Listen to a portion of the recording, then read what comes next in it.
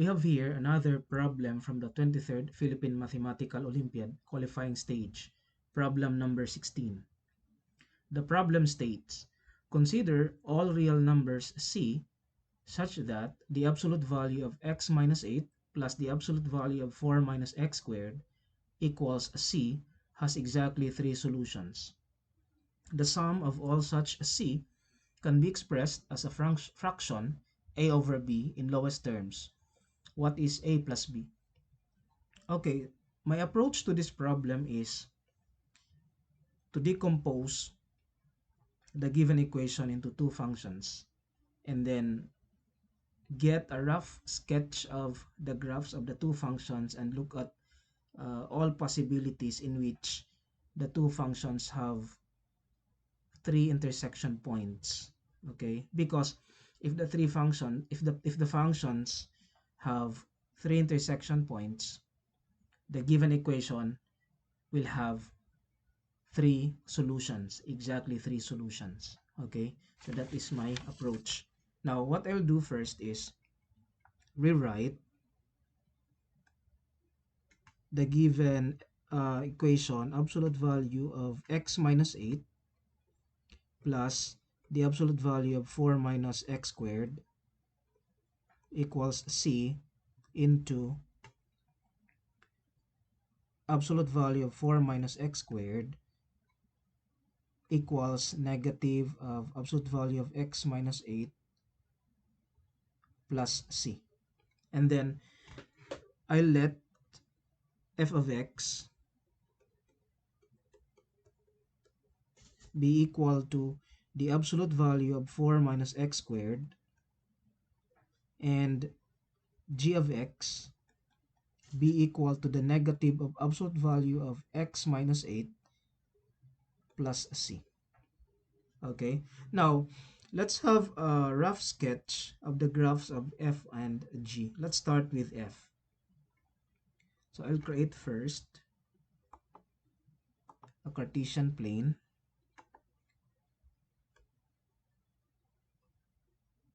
so that we can have a rough sketch of the graphs. Okay, so what's the graph of absolute value of 4 minus x squared? Let us recall first the graph of 4 minus x squared. Okay, how does it look like?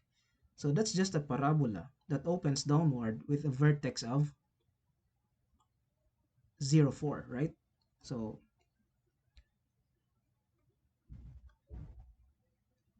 if this is 4, so that's the vertex of, that's the location of the vertex, and then the x-intercepts are negative 2 and positive 2.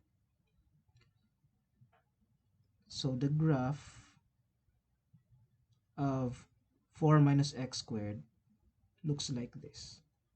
Okay, this is f of x. Let's use another, yeah, I'll just use f of x equals 4 minus x squared. Now how about if we put an absolute value? What does it do to the graph? Take note that the parts of the graph that fall below the x-axis, these two tails, okay, starting from negative 2 and positive 2, fall below the x-axis. They represent the negative values of f. Okay, so if we apply the absolute value to 4 minus x squared, what it will do to the tails is flip the tails about the x-axis. Okay, because what the absolute value does to a negative value is make it a positive, right? So if we apply the absolute value, the tails will be reflected about the x-axis. So the graph of absolute value of 4 minus x squared will look like this. So this one will be retained because this part here represent already positive values. Okay, so we have this part here and this one. Okay, so these tails are the reflections of the red tails about the x-axis. So that's the effect of the absolute value to the graph of 4 minus x squared. Okay, again, this is now f of x equals the absolute value of 4 minus x squared. Now, how about the graph of negative absolute value of x minus 8? So, how does it look like? Let's create again another Cartesian plane instead of making use of the first one.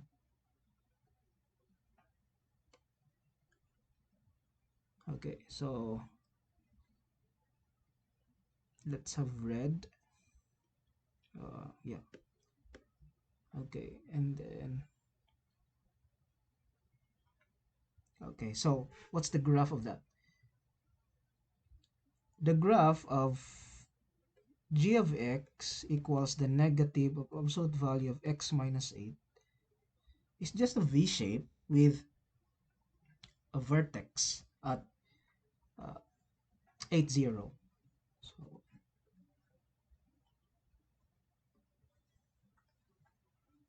it looks like this. Okay, that's the graph of negative absolute value of x minus 8. Now, what if we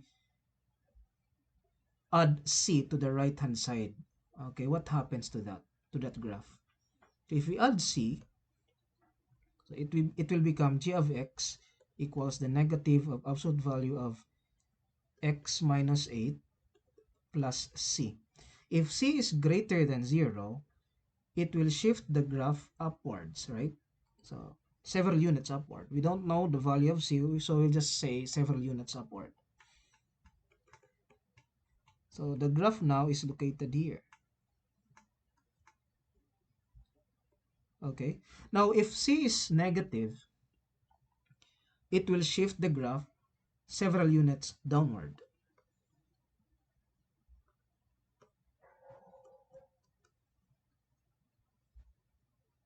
Okay, so that's the idea.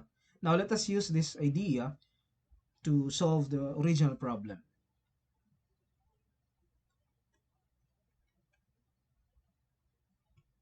Now let us make use of a single Cartesian plane and uh, sketch the graph of the two functions.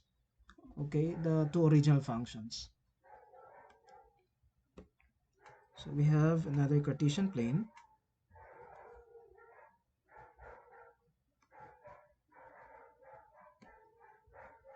Okay, okay, so let's have the graph of f.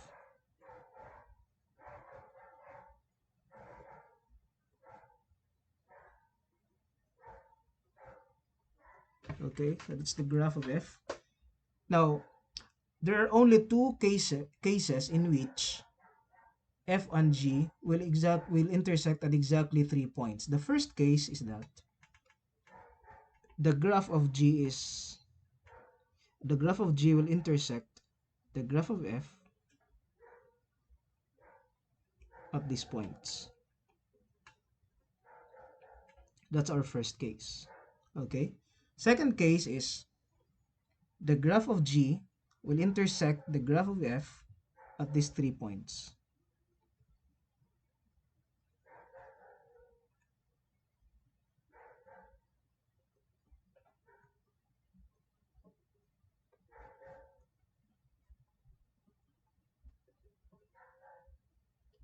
Okay. So again, this is our first case. This one is the second case. Okay, so let us solve first, or let us look at first the first case.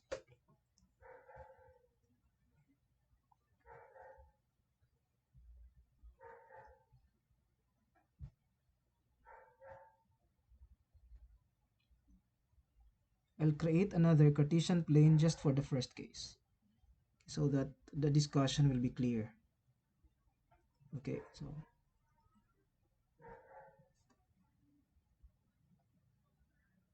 first case,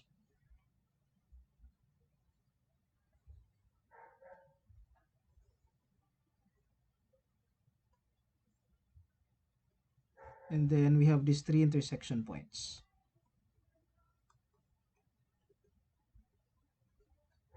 Let's take note again of the functions. This one is f of x equals absolute value of 4 minus x squared. This one is g of x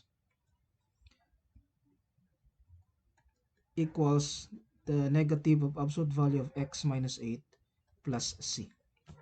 Okay, so how can we solve for c with this case? Take note that this point here has coordinates negative 2, 0. Why is it negative 2, 0? You can just set y or set f of x equal to 0 and then solve for x. And then get this point here. That's the idea. Okay, so I leave that process to you. I leave the process of solving this point, okay, to you. Now, this means that f of, g of negative 2 is equal to 0, okay? So we have g of negative 2 equals 0, which means that if we substitute negative 2 to this function, what we will get is negative of the absolute value of negative 2 minus 8 plus c equals 0. Now we can solve for c in the first case. Okay, so we have the negative of absolute value of negative 10 plus c equals 0. The absolute value of negative 10 is positive 10, right? Times negative 1 outside, that becomes negative 10. So we have negative 10 plus c equals 0. Okay, and then solving for c, we get positive 10. So that's the first value of c. Now, let's move on to the second case. Let's have again another Cartesian plane to look at.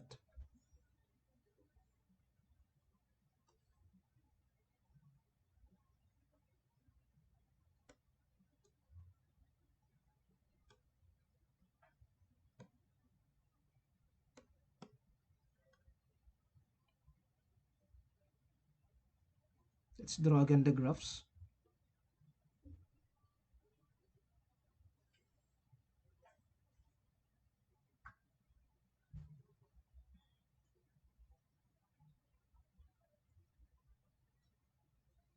The second case, the graph of G intersects the graph of F at these 3 points.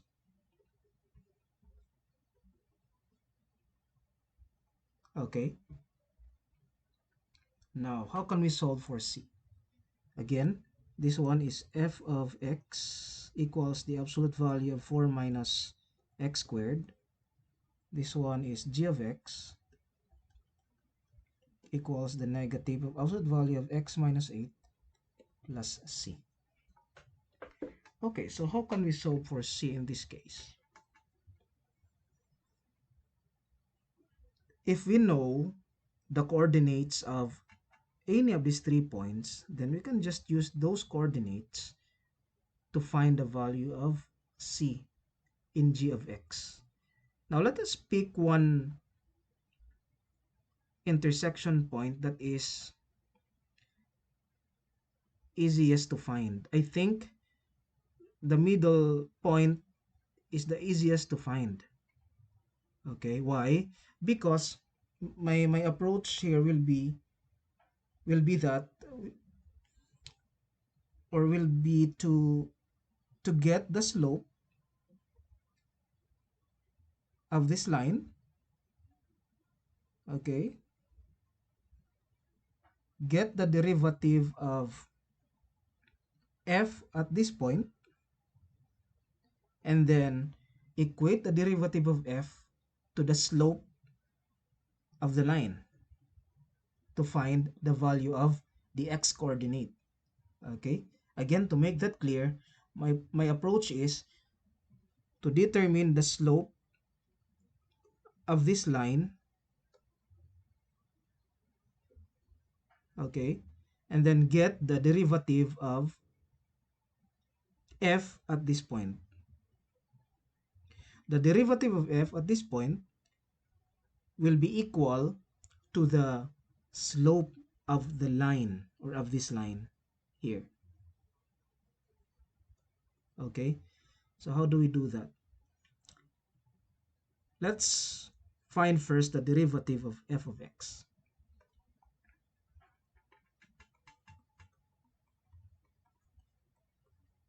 Take note that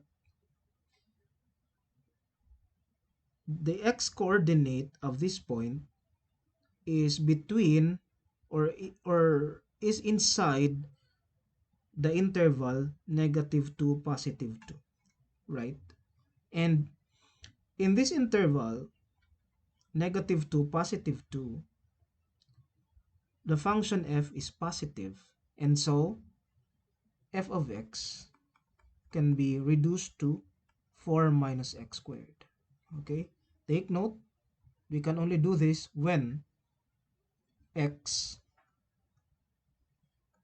is greater than or equal to -2, or less than or equal to +2, or even if x is greater than -2 or less than +2. So let me just indicate that. Okay, now the derivative of f is then f prime of x equals -2x. Now this is essentially the slope of the tangent line at this point. Now take note, this is the tangent line at this point, and there is a way to find the slope of this tangent line using the function g of x. Now g of x can be reduced into the negative of x minus 8 plus c when x is less than 8. Why? Because if x is less than 8, x minus 8 is negative. And so if we apply the absolute value, or if we remove the absolute value, we should multiply x minus 8 by a -1 to make it positive. That's why we have a negative here inside. Okay, so now this reduces further to g of x equals positive x plus, minus 8, because negative times -1 times a -1, that's positive, so that's minus 8. And here inside we have minus 8, so that's minus 8. So minus 8 plus c. Okay, now from here it's very clear that the slope of the line when x is less than 8 is 1. Slope equals 1 when x is less than 8.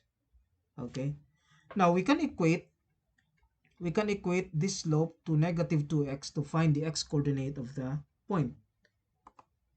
So let's do that. Negative 2x equals 1. Solving for x, we get x equals negative 1/2. Therefore, if we go back to the graph, this point has an x coordinate of negative 1/2.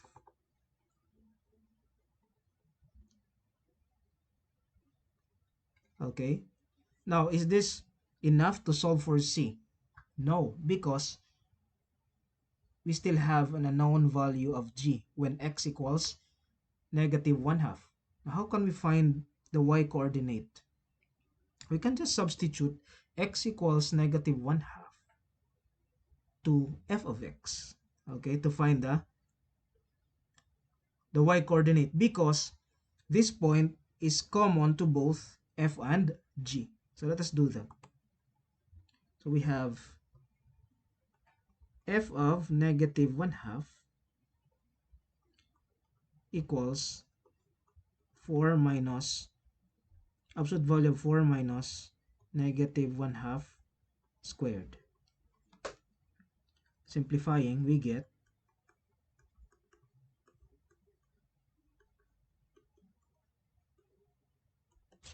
or simply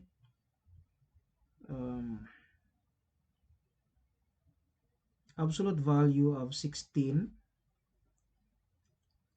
over 4 minus 1 over 4 equals absolute value of 15 over 4, or simply 15 over 4. So your y coordinate here is 15 over 4. Now we have the complete coordinates. We can use these coordinates, plug them in to our g of x, and solve for c. Okay, let us do that.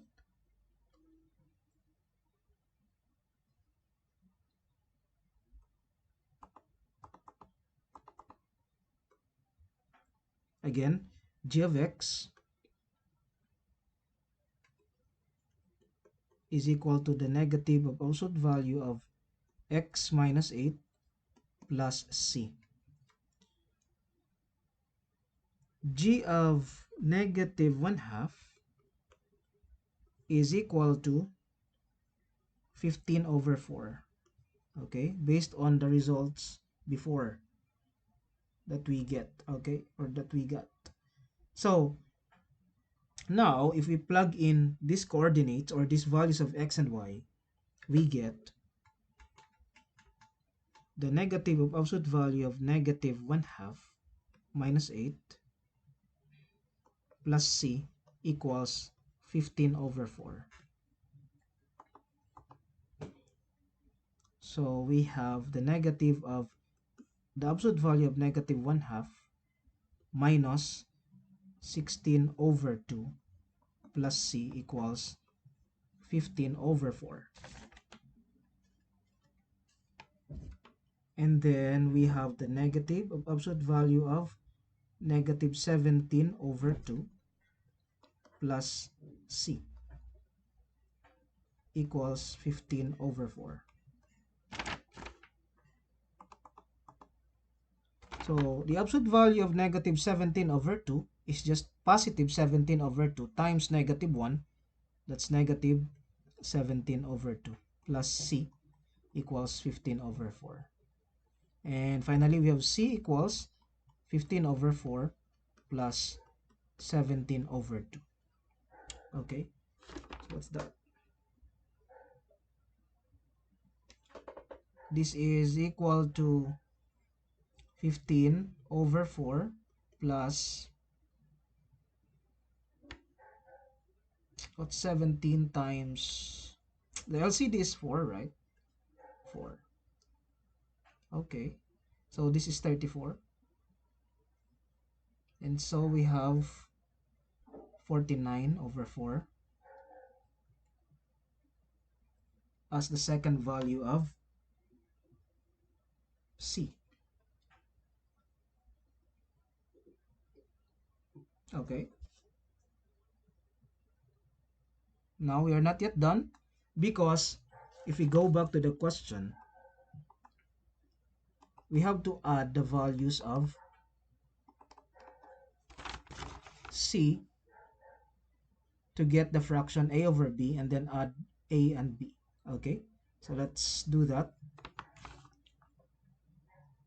First value of C, take note, is 10. Second value is 49 over 4. Okay, so if we add this, we have 10 plus 49 over 4. We have 40 over 4 plus 49 over 4. That's equal to 89 over 4. So this is already in lowest terms, right? So this is A over B. Okay, that's A over B. So A is equal to 89 and B is equal to 4. And so A plus B is equal to 93. So our desired answer is 93. That's the correct answer.